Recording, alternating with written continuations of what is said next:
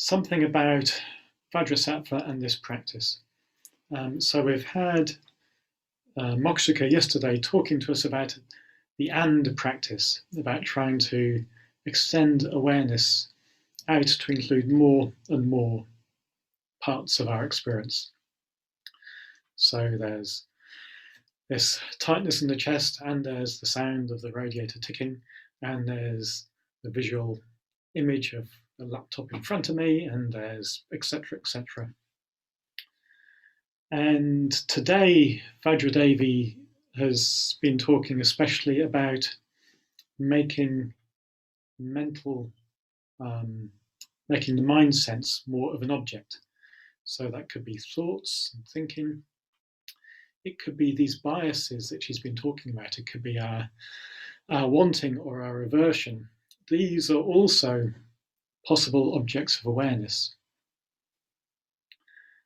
And the more that we can keep expanding our awareness to include these, especially these more subtle objects of awareness, these moods, subtle moods and subtle little subterranean streams of thinking and bits of not feeling very good about this, or whatever it is, the more that our awareness can encompass, it's as if the more awareness grows, it can feel like a spacious thing, like awareness becomes more and more and more spacious.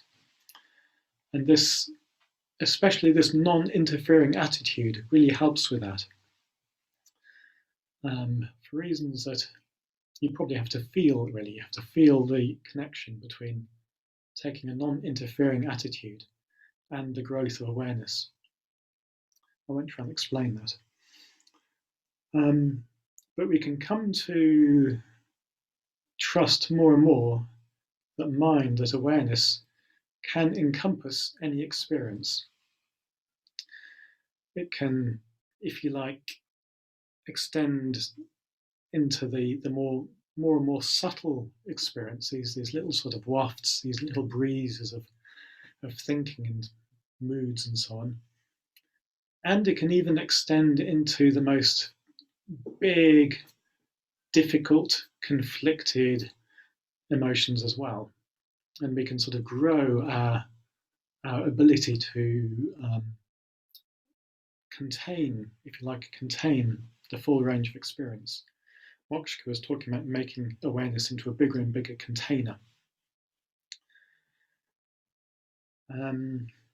So what happens? What happens as awareness expands in this way is it can sort of start to feel more and more boundless. And almost as if, well, we use the image of the blue sky. The blue sky is often used as an image of this. It's like our awareness can become boundless, like the blue sky. And it's as if all the thoughts and moods and sensations and sensory experiences arise and fall within this blue sky like clouds passing through. So sometimes they're nice little pretty white fluffy clouds, and sometimes they're great big black storm clouds. And from the point of view of the sky, it doesn't mind. It doesn't mind what sort of clouds pass through. It doesn't get involved with the clouds. It just gives space to the clouds to pass through. So this is one way of seeing the mind of awareness as like a blue sky. And as we come to, if you like, dwell more in the blue sky than in the clouds, the blue sky of awareness can feel like it's got its own kind of presence, or its own kind of intelligence, you could say. It's not a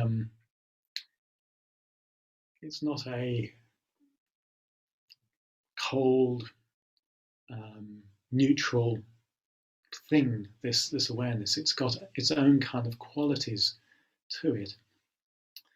It's got its own presence, its own intelligence to it. And this, over the years, has been experienced by practitioners in different ways. It's become visualized in different ways. And one of the ways in which it's been visualized, it's been experienced, is through the figure of Vajrasattva. So Vajrasattva is, if you like, well, maybe I'm biased, but sort of like the pinnacle of this kind of mind, this kind of awareness in its purest form. It's the language is used of the Dharmakaya, the mind of the Buddha. This is what the awakened mind can be conceived of, or can be visualized as, or how it presents itself to our unawakened consciousness, if you like. It's this figure, this live, beautiful white form of Vajrasattva, radiantly white. We've had a little dose of snow here in the last few days. It wasn't very radiantly white, but anyway, Vajrasattva is said to be the color of sunlight on fresh fallen snow. And he particularly represents the purity of awareness. So this is the purity of awareness.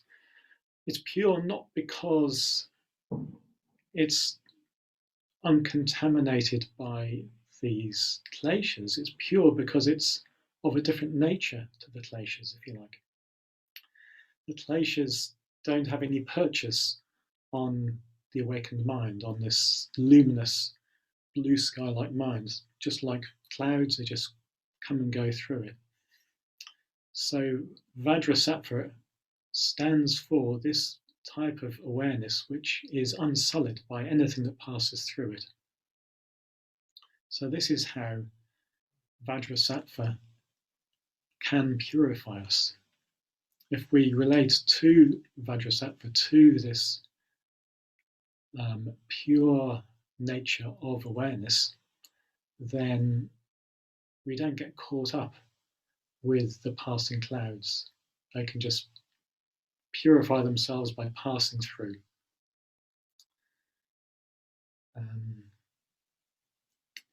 So it's the purity of being able to know any experience without clinging to it, without identifying with it. And we can call on Vajrasattva to help us do that.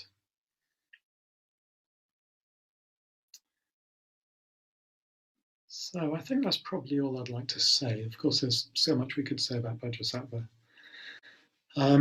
Particularly associated with the Vajra, of course. We've got a nice whopping right big Vajra.